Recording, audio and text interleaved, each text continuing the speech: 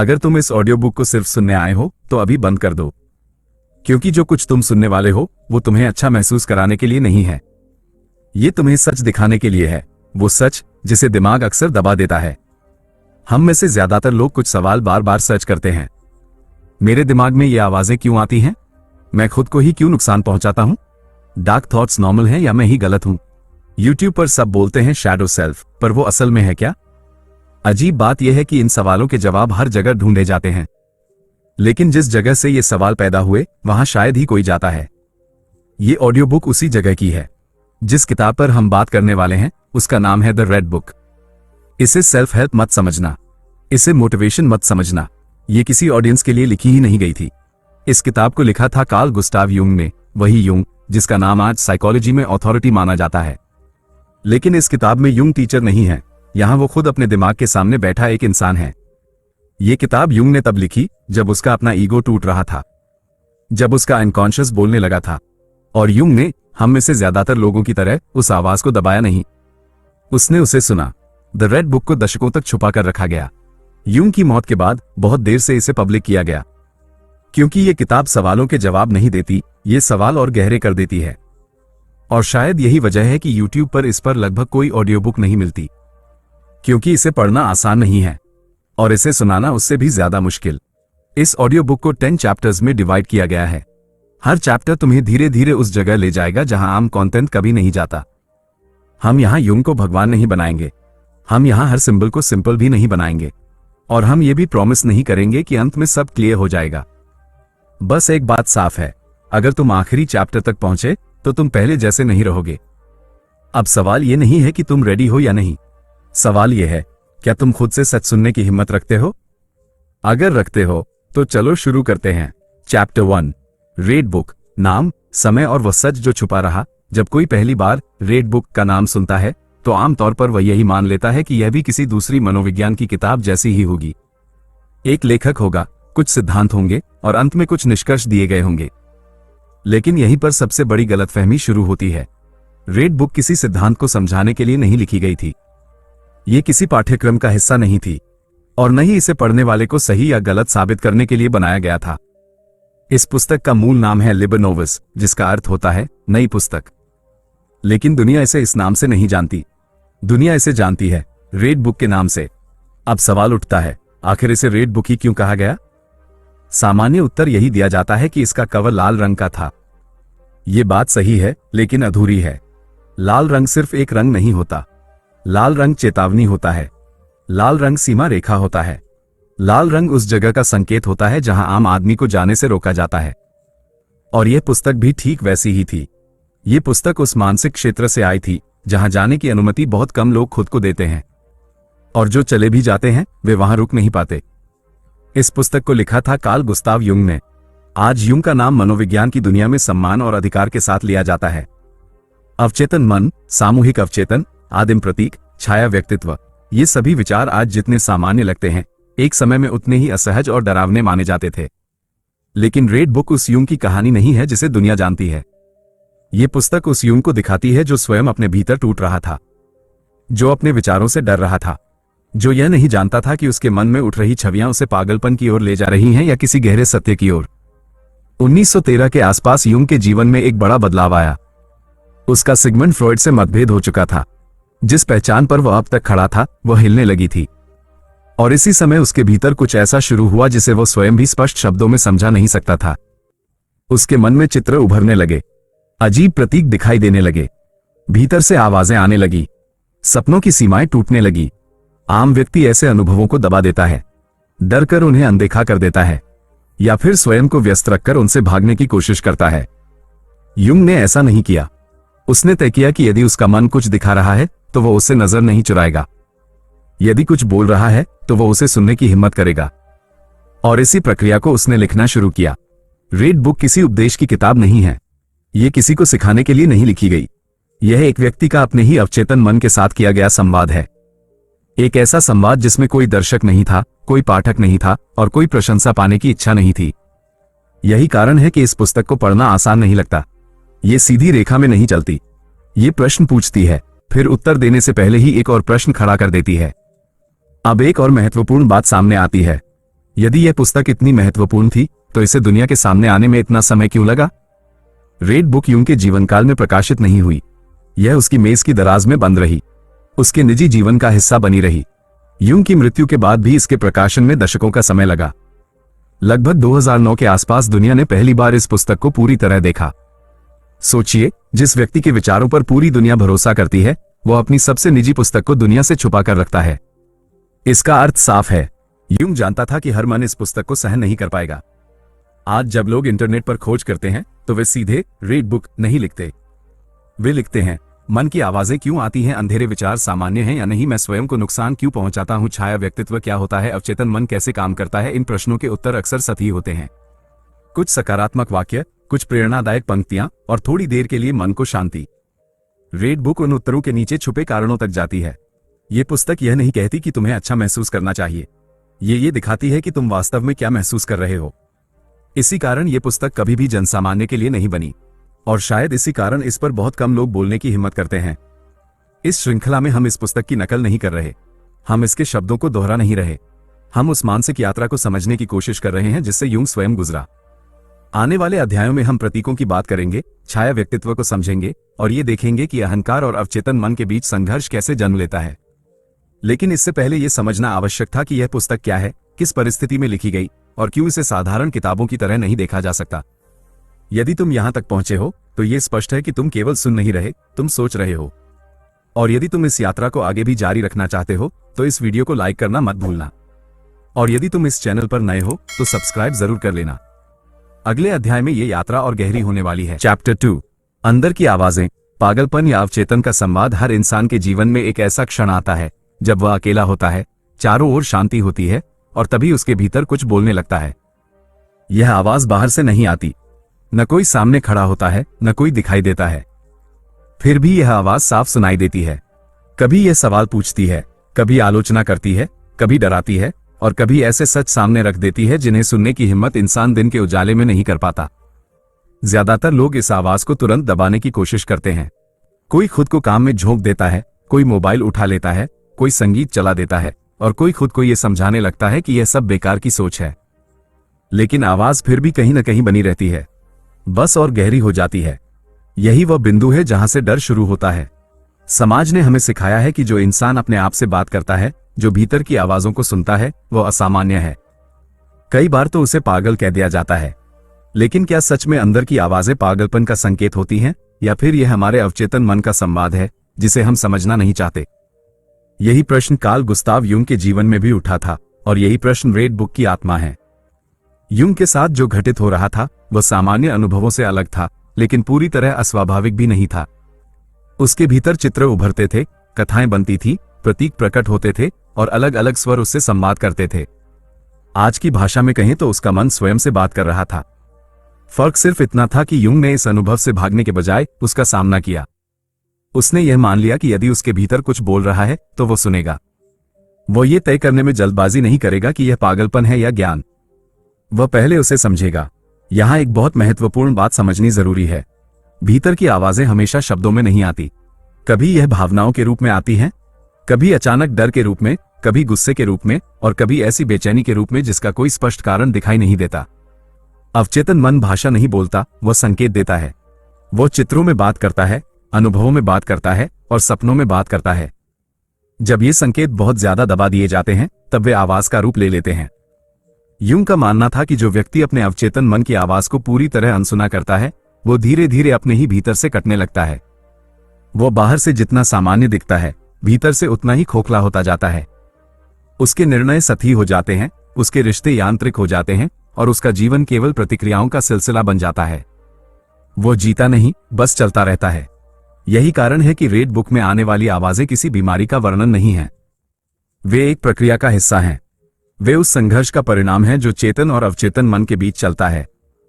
चेतन मन व्यवस्था चाहता है, नियम चाहता है, नियंत्रण चाहता है। अवचेतन मन को इनसे कोई मतलब नहीं। वो सत्य चाहता है, चाहे वो कितना ही असुविधाजनक क्यों न हो। जब कोई व्यक्ति पहली बार अपने भीतर की आवाज को स्पष्ट रूप से सुनता है तो उसे डर लगना स्वाभाविक है। उसे लगता है कि उसका नियंत्रण टूट रहा है। लेकिन यूंग ने इसी डर को समझने की कोशिश की। उसने स्वयं से यह प्रश्न पूछा कि यदि यह आवाज मेरी नहीं है तो फिर किसकी है? और यदि यह मेरी ही है तो मैं इससे भाग क्यों रहा हूं? रेड बुक में यूंग कई बार स्वयं से बात करता हुआ दिखाई देता है। वो प्रश्न पूछता है, उत्तर सुनता है, फिर उन उत्तरों से असहमत होता है और फिर और गहरे उतर जाता है। ये प्रक्रिया बाहर से देखने पर अजीब लग सकती है, लेकिन भीतर से यह पूरी तरह मानवीय है। हर इंसान अपने भीतर कई स्तरों पर सोचता है। फर्क सिर्फ इतना है कि ज्यादातर लोग उस बहुस्तरीय संवाद को स्वीकार नहीं करते। समस्या तब शुरू होती है जब समाज इस आंतरिक संवाद को खतरनाक घोषित कर देता है। हमें सिखाया जाता है कि भीतर उठने वाले सवालों को तुरंत दबा देना चाहिए। हमें बताया जाता है कि शांति का अर्थ है भीतर कोई आवाज न होना, जबकि वास्तविकता यह है कि सच्ची शांति भीतर की आवाज को समझने से आती है, न कि उसे मार देने से। यूंग ये स्पष्ट करता है कि अवचेतन की आवाज को सुनने का अर्थ यह नहीं है कि हर बात को सच मान लिया जाए। यह कोई आदेश नहीं है जिसे बिना सोचे मान लिया जाए। यह एक संवाद है। जैसे दो बुद्धिमान व्यक्तियों के बीच संवाद होता है, वैसे ही चेतन और अवचेतन के बीच भी संवाद होना चाहिए। समस्या यह है कि हम एक पक्ष को पूरी तरह चुप करा देते हैं। रेड बुक में आने वाली आवाजें कई बार कठोर हैं। वे यूंग की आलोचना करती हैं। वे उसके अहंकार को तोड़ती हैं। वे उसे ये दिखाती हैं कि वह अपने बारे में कितना झूठ बोल रहा है। यही कारण है कि यह पुस्तक आरामदायक नहीं है। ये भीतर बैठे उस हिस्से को जगा देती है जिसे हम रोज दबाते हैं। आज के समय में जब कोई व्यक्ति कहता है कि उसे भीतर से आवाजें आती हैं, तो तुरंत उसे डराया जाता है। उसे कहा जाता है कि यह गलत है, यह असामान्य है। लेकिन कोई यह नहीं पूछता कि वह आवाज क्या कह रही है।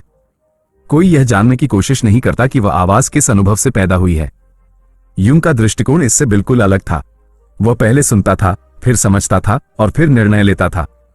यहां यह समझना भी जरूरी है कि हर भीतर की आवाज ज्ञान नहीं होती। कुछ आवाजें भय से आती हैं, कुछ अधूरे अनुभवों से और कुछ दबे हुए आघात से। लेकिन उन्हें पहचानने का एक ही तरीका है, उन्हें सुनना। जो व्यक्ति सुनने से ही इनकार कर देता है, वो कभी पहचान नहीं पाता कि कौन सी आवाज किस स्तर से आ रही है। रेड बुक का यह भाग हमें यह सिखाता है कि पागलपन और अवचेतन संवाद के बीच की रेखा बहुत पतली है। फर्क इस बात से पड़ता है कि व्यक्ति उस अनुभव को कैसे संभालता है। यदि वह डर कर भागता है तो वह टूट सकता है। यदि वह बिना विवेक के सब कुछ मान लेता है तो वह भ्रम में फंस सकता है। लेकिन यदि वह धैर्य, ईमानदारी और आत्मनिरीक्षण के साथ आगे बढ़ता है तो वही अनुभव उसे गहराई देता है। यूंग ने इस यात्रा को अकेले तय किया। उसने इसे किसी सिद्धांत का रूप देने से पहले स्वयं पर लागू किया। उसने स्वयं को यह अनुमति दी कि वह असहज महसूस कर सकता है, भ्रमित हो सकता है और फिर भी आगे बढ़ सकता है। यही कारण है कि रेड बुक केवल पढ़ने की चीज नहीं है, यह समझने की चीज है। इस अध्याय का उद्देश्य यह साबित करना नहीं है कि भीतर की आवाजें सही हैं या गलत। इसका उद्देश्य यह दिखाना है कि उन्हें पूरी तरह नकार देना भी उतना ही खतरनाक है जितना उन्हें आंख बंद कर मान लेना। अवचेतन मन कोई दुश्मन नहीं है। वो केवल वह हिस्सा है जिसे हमने समय पर सुनना बंद कर दिया। जब भीतर की आवाजें उभरती हैं तो वे हमें डराने नहीं आती, वे हमें जगाने आती हैं। वे ये बताने आती हैं कि कहीं न कहीं हमने स्वयं से समझौता किया है, और जब तक हम उस समझौते को स्वीकार नहीं करेंगे तब तक शांति बाहर ढूंढते रहेंगे। यह अध्याय हमें यहीं तक लाकर छोड़ता है। यह स्पष्ट करता है कि रेड बुक में आने वाली आवाजें पागलपन का प्रमाण नहीं है, बल्कि उस गहरे संवाद का संकेत है जो हर इंसान के भीतर चलता है।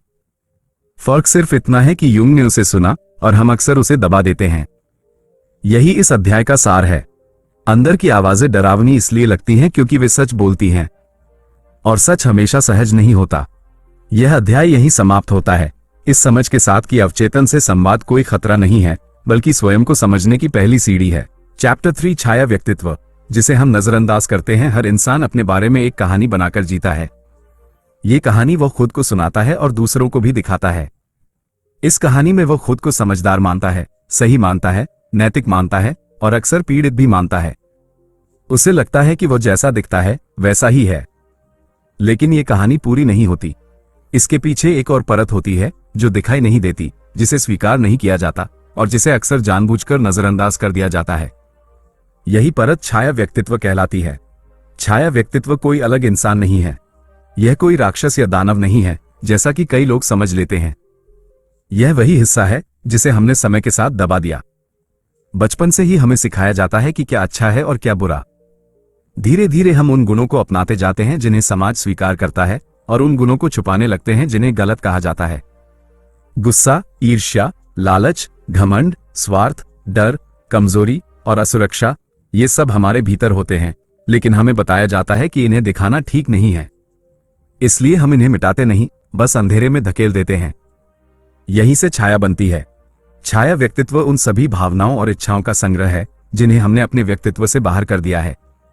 लेकिन बाहर कर देने का अर्थ समाप्त कर देना नहीं होता। जो दबाया जाता है वो भीतर ही रहता है, बस दिखाई नहीं देता। वो हमारे निर्णयों को प्रभावित करता है, हमारे व्यवहार को दिशा देता है और हमारे रिश्तों में दरारें डालता है। फर्क सिर्फ इतना है कि हम यह मानने से इनकार कर देते हैं कि यह सब हमारे भीतर से आ रहा है। कार्ल युंग ने छाया को एक दुश्मन की तरह नहीं देखा। उसके लिए छाया एक सच्चाई थी।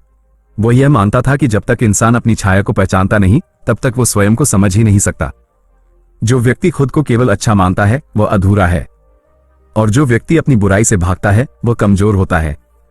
छाया व्यक्तित्व अक्सर हमें दूसरों में दिखाई देता है।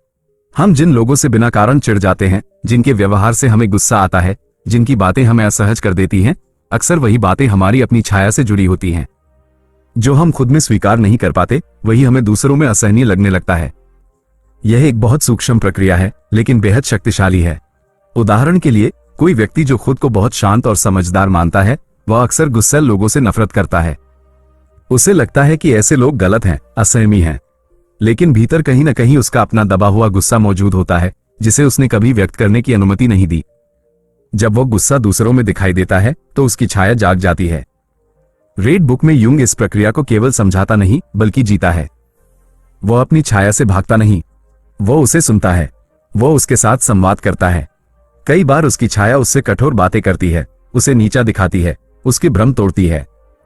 यह अनुभव सुखद नहीं होता, लेकिन युंग जानता था कि बिना इस टकराव के कोई भी विकास संभव नहीं है। समस्या यह है कि आधुनिक जीवन हमें छाया से और दूर ले जाता है। हम हर समय व्यस्त रहते हैं। मोबाइल, काम, मनोरंजन, शोर, ये सब छाया को दबाए रखने के उपकरण बन जाते हैं। जैसे ही शांति आती है, छाया बोलने लगती है, और जैसे ही वह बोलती है, हम फिर से भागने लगते हैं। छाया को नजरअंदाज करने की कीमत चुकानी पड़ती है। ये कीमत अक्सर रिश्तों के रूप में सामने आती है। हम अचानक फट पड़ते हैं, बिना वजह गुस्सा करते हैं, या फिर खुद को ही नुकसान पहुंचाने लगते हैं। हम कहते हैं कि हमें समझ नहीं आ रहा कि हमारे साथ ऐसा क्यों हो रहा है। लेकिन सच ये होता है कि हमारी छाया बहुत समय से दरवाजा खटखटा रही थी और हमने उसे अनसुना किया। युंग ये भी स्पष्ट करता है कि छाया हमेशा नकारात्मक नहीं होती। कई बार हमारी रचनात्मकता, हमारी ताकत और हमारी स्वतंत्र सोच भी छाया में छुपी होती है। बचपन में अगर हमें सिखाया गया कि ज्यादा बोलना गलत है, तो हमारी अभिव्यक्ति दब जाती है। अगर हमें बताया गया कि सवाल पूछना बदतमीजी है, तो हमारी जिज्ञासा छाया में चली जाती है। समय के साथ हम यह मान लेते हैं कि हम ऐसे ही हैं, जबकि सच ये होता है कि हमने अपने कई हिस्सों को कभी जीने ही नहीं दिया। छाया का सामना करना आसान नहीं होता। इसका अर्थ यह नहीं है कि हम अपनी हर नकारात्मक इच्छा को पूरा करें। इसका अर्थ है उन्हें पहचानना, ये स्वीकार करना कि हमारे भीतर भी वही सब है जो हम दूसरों में देखते हैं। जब ये स्वीकार होता है, तब इंसान अधिक जिम्मेदार बनता है, कम नहीं, क्योंकि अब वह अपने अंधेरे के लिए दूसरों को दोष नहीं देता। रेड बुक का यह भाग हमें यह सिखाता है कि जब तक हम खुद को पूरी तरह अच्छा मानते रहेंगे, तब तक हम अपनी बुराई को अनजाने में दूसरों पर थोपते रहेंगे। और जब तक हम अपनी छाया को पहचानेंगे नहीं, तब तक हम उसके द्वारा नियंत्रित होते रहेंगे। छाया को देखना साहस का काम है। इसमें आत्मदया नहीं होती, इसमें बहाने नहीं होते, इसमें केवल ईमानदारी होती है। युंग ने इस ईमानदारी को अपनाया और इसी कारण उसकी यात्रा इतनी गहरी और असहज बनी। यह अध्याय हमें यह समझाने की कोशिश करता है कि छाया कोई शत्रु नहीं है। वो हमारे भीतर का वह हिस्सा है जो ध्यान चाहता है, समझ चाहता है और स्वीकार चाहता है। उसे मिटाया नहीं जा सकता, लेकिन उसे पहचाना जा सकता है। और जब वो पहचानी जाती है, तब वो धीरे धीरे अपनी विनाशकारी शक्ति खो देती है। छाया से भागना आसान है, समाज भी यही सिखाता है, लेकिन छाया से मिलना कठिन है। इसके लिए अकेले बैठना पड़ता है, अपने विचारों को सुनना पड़ता है, अपनी कमजोरियों को देखना पड़ता है, और सबसे कठिन ये स्वीकार करना पड़ता है कि हम उतने सरल नहीं हैं जितना हम खुद को समझते हैं। इस अध्याय के अंत में कोई समाधान नहीं दिया गया है, कोई आसान तरीका नहीं बताया गया है, क्योंकि छाया को समझने का कोई शॉर्टकट नहीं होता। यह एक प्रक्रिया है जो समय लेती है और धैर्य मांगती है। बस इतना स्पष्ट है कि जो व्यक्ति अपनी छाया से आंख चुराता है, वो स्वयं से भी दूर होता जाता है, और जो व्यक्ति एक बार भी ईमानदारी से अपनी छाया को देख लेता है, वो फिर कभी पूरी तरह अंधेरे में नहीं रहता। यह अध्याय यहीं समाप्त होता है, लेकिन छाया की कहानी यहीं खत्म नहीं होती, क्योंकि जैसे ही इंसान अपनी छाया को पहचानना शुरू करता है, वैसे ही उसके भीतर एक और संघर्ष जन्म लेता है। एक ऐसा संघर्ष जिसमें उसकी पुरानी पहचान हिलने लगती है, और उसका अहंकार पहली बार खुद पर सवाल उठाने लगता है। यही वह बिंदु है जहां अगला चरण शुरू होता है और यात्रा और भी गहरी हो जाती है। चैप्टर 4 अहंकार का टूटना। जब पुरानी पहचान मरती है, इंसान अपने जीवन में बहुत सी चीजें खोता है, लेकिन सबसे मुश्किल नुकसान वह होता है जब उसे अपनी ही बनाई हुई पहचान से हाथ धोना पड़ता है। ये पहचान नाम से नहीं बनती, ये धीरे धीरे आदतों से बनती है, अनुभवों से बनती है और उन कहानियों से बनती है जो हम खुद को रोज सुनाते रहते हैं। मैं ऐसा हूं, मैं ऐसा नहीं हूं, मुझसे यह नहीं हो सकता, मैं हमेशा ऐसा ही रहा हूं। यही वाक्य अहंकार की नींव रखते हैं। अहंकार केवल घमंड नहीं होता। अहंकार वो ढांचा होता है जिसके सहारे हम खुद को समझते हैं और दुनिया में अपनी जगह तय करते हैं। जब तक ये ढांचा काम करता रहता है, तब तक जीवन सहज लगता है। इंसान अपने फैसलों में स्पष्ट होता है, अपने विचारों में स्थिर होता है और अपने व्यवहार में एक निरंतरता महसूस करता है। लेकिन जैसे ही भीतर की सच्चाइयां उस ढांचे से टकराने लगती हैं, वैसे ही दरारें पड़ने लगती हैं। यही वह क्षण होता है जब अहंकार टूटने की प्रक्रिया शुरू होती है। ये प्रक्रिया तेज नहीं होती, ये धीरे धीरे होती है और इसी कारण सबसे ज्यादा पीड़ादायक होती है। कार्ल यूंग के जीवन में ये चरण अचानक नहीं आया। ये पहले अध्यायों में बताए गए अनुभवों का स्वाभाविक परिणाम था। जब भीतर की आवाजें अनसुनी नहीं की गईं और जब छाया व्यक्तित्व को नजरअंदाज नहीं किया गया, तब स्वाभाविक रूप से वो पहचान हिलने लगी जिस पर यूंग अब तक खड़ा था। वह स्वयं को जिस रूप में देखता था, वह रूप अब पर्याप्त नहीं रह गया था। उसकी पुरानी समझ, उसकी पुरानी निश्चितताएं और उसकी पुरानी परिभाषाएं टूटने लगी थी। अहंकार का टूटना बाहर से देखने पर असफलता जैसा लगता है। इंसान को लगता है कि वह कमजोर हो रहा है, कि वह पहले जैसा नहीं रहा, कि उसके भीतर कोई स्थिरता नहीं बची। लेकिन भीतर से यह प्रक्रिया एक जन्म की तैयारी होती है। जैसे कोई पुराना खोल टूटता है, वैसे ही पुरानी पहचान टूटती है। समस्या यह है कि हम खोल को ही अपना अस्तित्व मान लेते हैं। इसलिए जब वो टूटता है तो हमें लगता है कि हम ही खत्म हो रहे हैं। अहंकार हमें सुरक्षा का भ्रम देता है। वो कहता है कि अगर तुम अपनी पहचान पर टिके रहोगे तो सब ठीक रहेगा। वो हमें परिचित भूमिकाओं में बांध देता है। कोई खुद को हमेशा मजबूत मानता है, कोई खुद को हमेशा सही मानता है, कोई खुद को हमेशा त्यागी मानता है और कोई खुद को हमेशा पीड़ित मानता है। ये सभी भूमिकाएं हमें एक स्थिर कहानी देती हैं। लेकिन समस्या तब शुरू होती है जब जीवन उस कहानी से अलग व्यवहार करने लगता है। यूंग के साथ भी यही हुआ। जिस वैज्ञानिक, तर्कसंगत और नियंत्रित छवि के सहारे वह अब तक आगे बढ़ रहा था, वह छवि उसके आंतरिक अनुभवों को समझाने में असमर्थ थी। उसके भीतर जो घट रहा था वो किसी सिद्धांत में फिट नहीं हो रहा था। और यही वह बिंदु था जहां अहंकार ने नियंत्रण खोना शुरू किया। अहंकार टूटता नहीं है, वह पहले डरता है। वो प्रतिरोध करता है, वो तर्क खोजता है, बहाने बनाता है और व्यक्ति को पुराने ढर्रे पर वापस लाने की कोशिश करता है। वो कहता है कि यह सब अस्थायी है, ये सब भ्रम है, इसे अनदेखा कर दो। लेकिन जब अवचेतन की सच्चाइयां बार बार सामने आने लगती हैं, तब अहंकार थकने लगता है। उसकी पकड़ ढीली पड़ने लगती है। ये चरण बहुत संवेदनशील होता है। कई लोग यहीं रुक जाते हैं। वे इस अस्थिरता को सहन नहीं कर पाते। वे फिर से किसी नई पहचान को पकड़ लेते हैं, किसी नए विचार में शरण ले लेते हैं या किसी गुरु, सिद्धांत या विश्वास को अपना सहारा बना लेते हैं। लेकिन यूंग ने ऐसा नहीं किया। उसने इस अस्थिरता को सहने का निर्णय लिया। उसने स्वीकार किया कि वह नहीं जानता। और यही स्वीकार अहंकार के लिए सबसे बड़ा आघात होता है। जब कोई व्यक्ति यह मान लेता है कि वह नहीं जानता, तो उसकी पुरानी पहचान का अंत शुरू हो जाता है। क्योंकि अहंकार हमेशा जानने का दावा करता है। वो स्पष्टता चाहता है, परिभाषाएं चाहता है और सीमाएं चाहता है। अवचेतन मन इन सीमाओं को नहीं मानता। वह अस्पष्ट होता है, गहरा होता है और कई बार विरोधाभासी भी होता है। रेड बुक में यह संघर्ष साफ दिखाई देता है। यूं कई बार स्वयं से प्रश्न करता है कि क्या वो सही दिशा में जा रहा है, क्या वो खुद को धोखा दे रहा है, क्या ये सब कल्पना है। लेकिन इन प्रश्नों के बीच एक बात स्थिर रहती है। वह पीछे नहीं हटता, वो इस टूटन से भागता नहीं। अहंकार के टूटने का अर्थ यह नहीं है कि व्यक्ति कमजोर हो जाता है। इसका अर्थ यह है कि वह अधिक ईमानदार हो जाता है। वह ये स्वीकार कर लेता है कि उसकी पहचान पूर्ण नहीं है। और जैसे ही यह स्वीकार होता है, वैसे ही एक नई समझ के लिए जगह बनती है।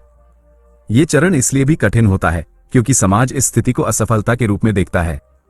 अगर कोई व्यक्ति कहता है कि वह भ्रमित है, कि उसे अपने बारे में स्पष्टता नहीं है, तो उसे कमजोर समझा जाता है। लेकिन यूंग की दृष्टि में यह कमजोरी नहीं थी, ये साहस था। ये स्वयं के सामने नग्न खड़े होने जैसा था। अहंकार के टूटने के साथ ही व्यक्ति को अपने रिश्तों में भी बदलाव महसूस होने लगता है। जिन लोगों के साथ वह पहले सहज था, अब उनसे दूरी महसूस होने लगती है। जिन भूमिकाओं में वह पहले फिट बैठता था, अब वे भूमिकाएं उसे संकुचित करने लगती हैं। ये सब इसलिए होता है क्योंकि वह व्यक्ति बदल रहा होता है, लेकिन बाहर की दुनिया अभी भी उसे पुराने रूप में देख रही होती है। ये स्थिति अकेलेपन को जन्म देती है, लेकिन यह अकेलापन सामान्य अकेलापन नहीं होता। यह वह अकेलापन होता है जहां व्यक्ति पहली बार स्वयं के साथ होता है, बिना किसी भूमिका के, बिना किसी मुखौटे के। यही वह स्थान है जहां वास्तविक परिवर्तन संभव होता है। यूंग के लिए यह चरण किसी उपलब्धि जैसा नहीं था। ये पीड़ा से भरा था, लेकिन उसने इस पीड़ा को अर्थहीन नहीं माना। उसने इसे एक संकेत की तरह देखा, एक ऐसा संकेत जो ये बता रहा था कि पुरानी पहचान अब पर्याप्त नहीं है। इस अध्याय का सार यही है कि अहंकार का टूटना अंत नहीं है, यह एक संक्रमण है। यह वह अवस्था है जहां पुरानी पहचान मरती है, लेकिन नई पहचान अभी जन्म नहीं लेती। ये बीच का समय सबसे कठिन होता है, क्योंकि यहां कोई सहारा नहीं होता। न पुराना काम करता है, न नया स्पष्ट होता है। यूंग ने इस अवस्था को सहा और इसी कारण उसकी यात्रा आगे बढ़ सकी। अगर वह यहीं रुक जाता, अगर वह अपनी पुरानी पहचान से चिपका रहता, तो रेड बुक कभी अस्तित्व में नहीं आती। यह अध्याय यहीं समाप्त होता है, इस स्पष्टता के साथ कि अहंकार का टूटना कोई दुर्घटना नहीं है। ये स्वयं की गहराई में उतरने की कीमत है। जब पुरानी पहचान मरती है, तभी कोई नया दृष्टिकोण जन्म ले सकता है। और ये प्रक्रिया जितनी पीड़ादायक होती है, उतनी ही आवश्यक भी होती है। चैप्टर 5, प्रतीकों की भाषा। सपनों और चित्रों का अर्थ इंसान का मन हमेशा शब्दों में नहीं बोलता। कई बार वो उन रास्तों से बात करता है जिन्हें हम तर्क की भाषा में समझ ही नहीं पाते। सपने, कल्पनाएं, अचानक उभरते चित्र, अजीब से दृश्य, ये सब उसी भाषा के हिस्से हैं। यह भाषा सीधी नहीं होती। यह आदेश नहीं देती, निर्देश नहीं देती, बल्कि संकेत देती है। और जब इंसान इन संकेतों को समझने की कोशिश करता है, तभी वह उस गहराई में प्रवेश करता है जहां से रेड बुक की वास्तविक यात्रा शुरू होती है। कार्ल यूंग का मानना था कि प्रतीक मन की मूल भाषा हैं। शब्द बाद में आते हैं, तर्क बाद में आता है। सबसे पहले अनुभव आता है, और उस अनुभव को व्यक्त करने के लिए मन प्रतीकों का सहारा लेता है। यही कारण है कि सपनों को समझना इतना कठिन लगता है। वे सीधे कुछ नहीं कहते, वे दिखाते हैं, और जो दिखाया जाता है उसे समझने के लिए धैर्य चाहिए। सपने किसी कहानी की तरह नहीं होते। वे शुरुआत, मध्य और अंत के नियमों का पालन नहीं करते। वे समय को तोड़ देते हैं, स्थान को बदल देते हैं, और भावनाओं को चित्रों में बदल देते हैं। एक व्यक्ति सपने में स्वयं को गिरते हुए देख सकता है, जबकि वास्तविक जीवन में वह पूरी तरह सुरक्षित होता है। कोई सपने में किसी अनजान चेहरे से डर सकता है, जबकि जागते जीवन में उसे कोई खतरा नहीं होता। लेकिन मन के लिए यह सब वास्तविक होता है। सपने मन की स्थिति को दर्शाते हैं, न कि बाहरी घटनाओं को। यूंग के लिए सपने केवल रात की गतिविधि नहीं थे, वे अवचेतन और चेतन के बीच का पुल थे। जब चेतन मन थक जाता है, तब अवचेतन मन बोलता है, और वह बोलता है प्रतीकों के माध्यम से। रेड बुक में जो चित्र, दृश्य और कथाएं दिखाई देती हैं, वे इसी संवाद का परिणाम हैं। वे किसी कहानीकार की कल्पना नहीं हैं, बल्कि मन की गहराई से निकले हुए संकेत हैं। प्रतीक हमेशा व्यक्तिगत नहीं होते। कई प्रतीक ऐसे होते हैं जो हर संस्कृति में लगभग एक जैसे अर्थ रखते हैं। अंधेरा अक्सर अज्ञात का संकेत होता है। पानी भावनाओं और गहराई का प्रतीक बनता है। पहाड़ संघर्ष और ऊंचाई को दर्शाते हैं। मृत्यु अंत का नहीं, बल्कि परिवर्तन का संकेत होती है। यूंग ने इन्हें सामूहिक प्रतीक कहा। ये प्रतीक पीढ़ियों से मनुष्य के अनुभवों में बसते आए हैं, लेकिन इसका अर्थ नहीं है कि हर प्रतीक का एक ही अर्थ होगा। यही वो गलती है जो लोग अक्सर करते हैं। वे प्रतीकों को शब्दकोश की तरह समझना चाहते हैं। उन्हें लगता है कि अगर सपने में सांप आया है तो इसका मतलब यही होगा। यूंग इस दृष्टिकोण के सख्त खिलाफ था। उसके अनुसार प्रतीक का अर्थ व्यक्ति के अनुभव, उसकी स्थिति और उसकी भावना से जुड़ा होता है। वही प्रतीक किसी के लिए डर हो सकता है और किसी के लिए शक्ति। रेड बुक में यूंग बार बार इस बात पर जोर देता है कि प्रतीकों को समझने का सही तरीका उन्हें महसूस करना है, न कि उन्हें तुरंत परिभाषित करना। जब कोई प्रतीक सामने आता है तो पहला प्रश्न यह नहीं होना चाहिए कि इसका मतलब क्या है, बल्कि यह होना चाहिए कि यह मुझे कैसा महसूस करवा रहा है, क्योंकि भावना ही उस प्रतीक की कुंजी होती है। यूंग ने अपने अनुभवों में कई ऐसे चित्र देखे जो देखने में डरावने थे। अजीब चेहरे, टूटे हुए दृश्य, अंधेरे रास्ते। अगर वो चाहता तो वो इन्हें भ्रम या बीमारी कहकर नकार सकता था, लेकिन उसने ऐसा नहीं किया। उसने हर चित्र को ध्यान से देखा, हर भावना को महसूस किया, और फिर धीरे धीरे ये समझने की कोशिश की कि यह चित्र उसके भीतर किस बात की ओर इशारा कर रहा है। प्रतीकों की भाषा हमें यह सिखाती है कि मन सीधे नहीं बोलता, क्योंकि सीधा बोलना कई बार असंभव होता है। कुछ अनुभव इतने गहरे होते हैं कि उन्हें शब्दों में बांधना कठिन होता है। इसलिए मन चित्रों का सहारा लेता है। जैसे कोई कलाकार अपनी भावना को रंगों में उतारता है, वैसे ही अवचेतन मन अपनी बात सपनों और प्रतीकों में कहता है। आधुनिक जीवन में हम इस भाषा से दूर होते जा रहे हैं। हम हर चीज को तुरंत समझना चाहते हैं। हमें धैर्य नहीं है, हमें अस्पष्टता पसंद नहीं है। लेकिन प्रतीकों की भाषा अस्पष्ट होती है। वो हमें प्रतीक्षा करना सिखाती है। वो हमें यह स्वीकार करना सिखाती है कि हर प्रश्न का तुरंत उत्तर नहीं होता। रीड बुक का एक महत्वपूर्ण संदेश यही है कि प्रतीकों से डरना नहीं चाहिए। डर तब पैदा होता है जब हम किसी चीज को समझे बिना उस पर निर्णय दे देते हैं।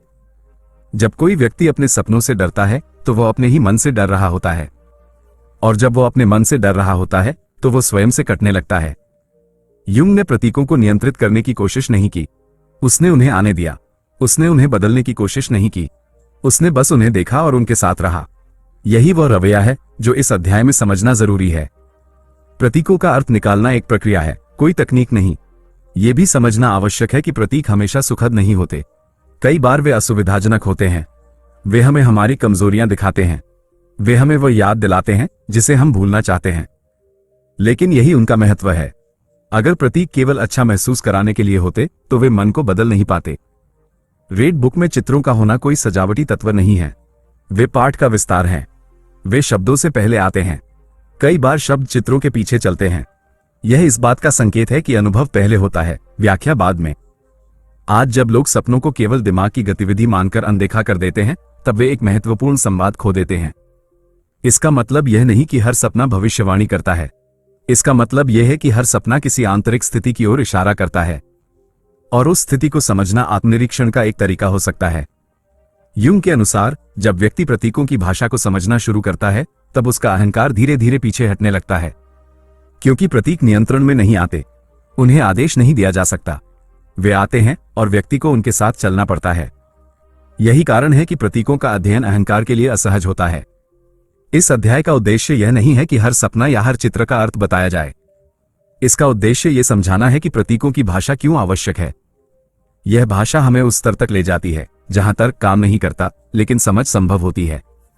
जब कोई व्यक्ति अपने सपनों और चित्रों को केवल अजीब मानकर नकार देता है, तो वह अपने भीतर के एक महत्वपूर्ण हिस्से को चुप करा देता है, और जब वह हिस्सा चुप हो जाता है तो मन असंतुलित होने लगता है। प्रतीकों की भाषा संतुलन की भाषा है। ये चेतन और अवचेतन के बीच संवाद स्थापित करती है। रीड बुक हमें यह दिखाती है कि प्रतीकों को समझना आत्मनिरीक्षण का एक गहरा साधन है। यह कोई जादुई प्रक्रिया नहीं है। ये धैर्य, ईमानदारी और साहस की मांग करती है। लेकिन जो व्यक्ति इस मार्ग पर चलता है, वह धीरे धीरे अपने मन की गहराई को पहचानने लगता है। इस अध्याय का सार यही है कि सपने और चित्र बेकार नहीं होते। वे संकेत होते हैं, और संकेत तभी समझ में आते हैं जब उन्हें समय दिया जाए। प्रतीकों की भाषा को समझना स्वयं को समझने का एक तरीका है, न कि कोई रहस्यमय कला। यह अध्याय यहीं समाप्त होता है, इस स्पष्टता के साथ कि प्रतीक मन की भाषा हैं। उन्हें नकारना स्वयं को नकारना है, और उन्हें समझने की कोशिश करना स्वयं के साथ संवाद की शुरुआत है। चैप्टर 6 अंधकार से सामना। डर, भ्रम और स्वीकृति। हर इंसान अपने जीवन में अंधकार से बचने की कोशिश करता है। यह अंधकार बाहर का नहीं होता। यह किसी अंधेरी गली या बंद कमरे का डर नहीं होता। यह वह अंधकार होता है जो भीतर से उठता है। वह अंधकार जिसे हम नाम नहीं देना चाहते, जिसे हम महसूस तो करते हैं लेकिन स्वीकार नहीं करते। ये डर, ये भ्रम और यह असहजता उसी अंधकार के अलग अलग रूप हैं। और जब कोई व्यक्ति पहली बार सच में इस अंधकार की ओर देखता है, तो उसके भीतर जो घटता है वही इस अध्याय का केंद्र है। अंधकार से सामना करना किसी वीरता का प्रदर्शन नहीं होता। यह कोई नाटकीय क्षण नहीं होता जहां इंसान अचानक साहसी बन जाता है। अधिकतर यह एक शांत, धीरे घटने वाली प्रक्रिया होती है। पहले बेचैनी आती है, फिर असमंजस, फिर डर, और अंत में एक ऐसा प्रश्न जिससे भागना संभव नहीं रहता। क्या मैं सच में खुद को जानता हूं? और अगर नहीं, तो मैं किससे डर रहा हूं? कार्ल युंग के लिए यह चरण सबसे कठिन था, क्योंकि अब तक वह भीतर की आवाजों को सुन चुका था। वह छाया व्यक्तित्व को पहचान चुका था। उसका अहंकार भी टूटने लगा था। लेकिन इन सब के बाद जो बचा था वह था अंधकार। वह क्षेत्र जहां कोई स्पष्ट रूप नहीं था, जहां न सही गलत की रेखा थी, न ही कोई तैयार उत्तर। यह वही स्थान है जहां अधिकतर लोग पीछे हट जाते हैं। अंधकार का पहला रूप डर होता है। यह डर किसी विशेष चीज से जुड़ा नहीं होता। यह एक फैलता हुआ अनुभव होता है। व्यक्ति को लगता है कि वह नियंत्रण खो रहा है। उसे लगता है कि अगर वह और गहराई में गया तो शायद वह वापस नहीं आ पाएगा। यही वो डर है जो लोगों को सतही जीवन में बांध कर रखता है। ये डर हमें व्यस्त रहने के लिए मजबूर करता है ताकि हमें खुद से मिलने का समय न मिले। युंग ने इस डर को दबाया नहीं। उसने इसे न तो नकारा और न ही इसे तुरंत समझने की कोशिश की। उसने इसे महसूस किया, क्योंकि डर तभी अपना रूप बदलता है जब उसे पूरी तरह महसूस किया जाए। जो डर अधूरा रह जाता है वही भ्रम बन जाता है। भ्रम अंधकार का दूसरा रूप है। जब इंसान डर से भागता है तब उसका मन कहानियां बनाने लगता है। वो खुद को समझाने लगता है कि यह सब व्यर्थ है, कि यह सिर्फ कल्पना है, कि इसका कोई अर्थ नहीं है। लेकिन भीतर कुछ और ही घट रहा होता है। व्यक्ति स्वयं से झूठ बोलने लगता है। वह अपने अनुभव को छोटा करने की कोशिश करता है ताकि उसे संभालना आसान लगे। यूंग के अनुभवों में भी यह भ्रम आया। कई बार उसने स्वयं से प्रश्न किया कि क्या वह सही रास्ते पर है, क्या वह अपने ही मन में फंस गया है, क्या यह सब अर्थहीन है। लेकिन उसने इन प्रश्नों को अंतिम सत्य नहीं माना, उसने उन्हें रास्ते का हिस्सा माना। क्योंकि जो व्यक्ति अंधकार से गुजरता है वह भ्रम से बचे बिना आगे नहीं बढ़ सकता। अंधकार का तीसरा और सबसे महत्वपूर्ण रूप स्वीकृति है। यह स्वीकृति किसी निष्कर्ष की नहीं होती। ये स्वीकार करना होता है कि सब कुछ स्पष्ट नहीं है, कि जीवन के कुछ हिस्से अस्पष्ट हैं, कि हर अनुभव को शब्दों में नहीं बांधा जा सकता, और यह भी कि यह अस्पष्टता कोई गलती नहीं है। स्वीकृति का अर्थ हार मानना नहीं है, ये संघर्ष छोड़ देना नहीं है। ये समझना है कि कुछ चीजें नियंत्रण से बाहर होती हैं और उन्हें वैसे ही स्वीकार करना पड़ता है। यूंग ने जब यह स्वीकार किया कि वह हर अनुभव को समझ नहीं सकता, तभी उसका संघर्ष शांत हुआ। तभी उसका डर रूप बदलने लगा। अंधकार से सामना करने का अर्थ यह नहीं है कि व्यक्ति हमेशा दुखी रहेगा। इसका अर्थ यह है कि वह अब अपने दुख से भागेगा नहीं, वो उसे दबाएगा नहीं, वो उसे जीवन का हिस्सा मान लेगा। यही स्वीकृति व्यक्ति को मजबूत बनाती है। इस चरण में एक और महत्वपूर्ण बात सामने आती है। अंधकार से सामना अकेले किया जाता है। कोई दूसरा इसमें मदद नहीं कर सकता। कोई सिद्धांत, कोई पुस्तक, कोई व्यक्ति इस रास्ते पर साथ नहीं चल सकता। वे केवल संकेत दे सकते हैं, लेकिन चलना व्यक्ति को स्वयं पड़ता है। यूंग के लिए रेड बुक इसी अकेलेपन का दस्तावेज है। ये किसी शिक्षक का भाषण नहीं है, ये किसी मार्गदर्शक का निर्देश नहीं है, यह एक व्यक्ति का स्वयं से किया गया सामना है। और यही कारण है कि यह पुस्तक पढ़ने या सुनने में असहज लगती है, क्योंकि यह हमें हमारे ही अकेलेपन की याद दिलाती है। अंधकार का सामना करते समय कई लोग ये सोच लेते हैं कि वे गलत रास्ते पर हैं। उन्हें लगता है कि अगर वे सही होते तो उन्हें इतना डर या भ्रम नहीं होता। लेकिन यह सोच ही सबसे बड़ा भ्रम है, क्योंकि वास्तविक परिवर्तन हमेशा असहज होता है। जो रास्ता बहुत साफ और आरामदायक लगता है वह अक्सर सही होता है। इस अध्याय का एक महत्वपूर्ण संदेश यह भी है कि अंधकार से डरना स्वाभाविक है। डर को कमजोरी समझना गलती है। कमजोरी डर को न मानना है। जो व्यक्ति यह स्वीकार कर लेता है कि वह डर रहा है, वही धीरे धीरे डर के पार जा पाता है। स्वीकृति के साथ ही एक और बदलाव आता है। व्यक्ति अपने भीतर शांति महसूस करने लगता है। यह शांति सुख की तरह नहीं होती, यह एक स्थिरता की तरह होती है। जैसे मन अब भाग नहीं रहा हो, जैसे भीतर का शोर थोड़ा कम हो गया हो। यही वह बिंदु है जहां अंधकार अपनी शक्ति खोने लगता है। रेड बुक हमें यह नहीं सिखाती कि अंधकार को कैसे खत्म किया जाए, वह यह सिखाती है कि उसके साथ कैसे रहा जाए। क्योंकि अंधकार खत्म नहीं होता, वह रूप बदलता है, और जब उसका रूप बदलता है तो वह डरावना नहीं रहता। इस अध्याय का उद्देश्य किसी को अंधकार की ओर धकेलना नहीं है। इसका उद्देश्य यह दिखाना है कि अंधकार से भागना हमें कमजोर बनाता है और उससे सामना करना हमें ईमानदार बनाता है। ईमानदारी ही इस यात्रा की असली मांग है। यह अध्याय यहीं समाप्त होता है, इस समझ के साथ कि डर, भ्रम और स्वीकृति एक ही प्रक्रिया के अलग अलग चरण हैं। अंधकार कोई शत्रु नहीं है, वह एक परीक्षा है, और जो व्यक्ति इस परीक्षा से गुजरता है उसके भीतर कुछ ऐसा बदलने लगता है जो अब तक स्थिर नहीं था। इसी बदलाव की छाया अगले चरण में और स्पष्ट होने वाली है, जहां ये यात्रा एक नए स्तर पर प्रवेश करती है। चैप्टर 7 मृत्यु और पुनर्जन्म। मानसिक रूपांतरण की प्रक्रिया। मृत्यु शब्द सुनते ही मन तुरंत रुक जाता है, शरीर सिहर जाता है, दिमाग खतरे की घंटी बजाने लगता है, क्योंकि हमने मृत्यु को हमेशा अंत के रूप में देखा है, समाप्ति के रूप में, कुछ ऐसा जिसके बाद कुछ भी नहीं बचता। लेकिन रेड बुक की यात्रा में मृत्यु का अर्थ बिल्कुल अलग है। यहां मृत्यु किसी शरीर की नहीं है, यहां मृत्यु उस पहचान की है, उस सोच की है, उस संरचना की है जिसे हम अब तक स्वयं मानते आए हैं। और यही मृत्यु मानसिक रूपांतरण की पहली शर्त है। जब कोई व्यक्ति भीतर के अंधकार से गुजर चुका होता है, जब वह डर और भ्रम को झेल चुका होता है, तब उसके भीतर एक अजीब सा सन्नाटा फैलने लगता है। यह सन्नाटा शांति नहीं होता, ये खालीपन होता है, जैसे कुछ टूट गया हो, जैसे भीतर कुछ समाप्त हो गया हो, लेकिन अभी कुछ नया आया नहीं है। यही वह अवस्था है जिसे यूंग ने मानसिक मृत्यु के रूप में देखा। यह मृत्यु अचानक नहीं होती, ये धीरे धीरे घटती है। पहले व्यक्ति को लगता है कि उसे पहले जैसी चीजों में रुचि नहीं रही, जो बातें उसे पहले उत्साहित करती थी अब उन्हें सोचकर भी कुछ नहीं होता। जो पहचान उसे पहले मजबूत बनाती थी अब बोझ जैसी लगने लगती है। ये सब संकेत होते हैं कि पुरानी मानसिक संरचना टूट रही है। ये चरण बहुत भ्रमित करने वाला होता है। व्यक्ति सोचता है कि शायद वह गलत दिशा में जा रहा है। उसे लगता है कि वह खाली हो रहा है, लेकिन वास्तव में वह खाली नहीं हो रहा होता, वह जगह बना रहा होता है। जैसे खेत को बोने से पहले जोतना पड़ता है, वैसे ही मन को भी नई समझ से पहले टूटना पड़ता है। यूं के लिए यह अवस्था बेहद कठिन थी, क्योंकि यहां कोई आवाज मार्गदर्शन नहीं कर रही थी, कोई प्रतीक स्पष्ट संकेत नहीं दे रहा था। यहां केवल अनुभव था, एक ऐसा अनुभव जिसमें पुराना अर्थ मर चुका था और नया अर्थ अभी जन्म नहीं लिया था। यही वह समय है जब ज्यादातर लोग पीछे हट जाते हैं।